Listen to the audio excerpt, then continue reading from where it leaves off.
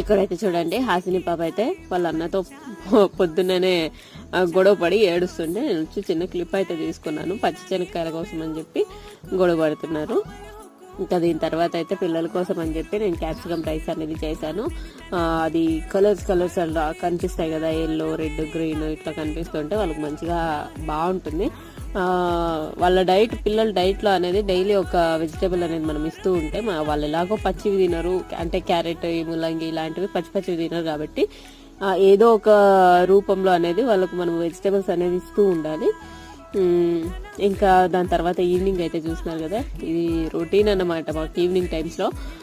కొంచెం చల్లగా ఉంటుంది కాబట్టి పిల్లలకి మంచిగా యాక్టివిటీ, బాడీ అనేది బాగా అలసిపోయి బాగా నిద్రపోతారు, మంచిగా ఆకలిస్తుంది, కడుపు నిండా తింటారు, నిద్రపోతారు. హోంవర్క్ అంతా రాసేసాక, స్కూల్ నుంచి వచ్చి హోంవర్క్ రాసేసాక అయితే ఈ పని పట్టిస్తారు అనమాట.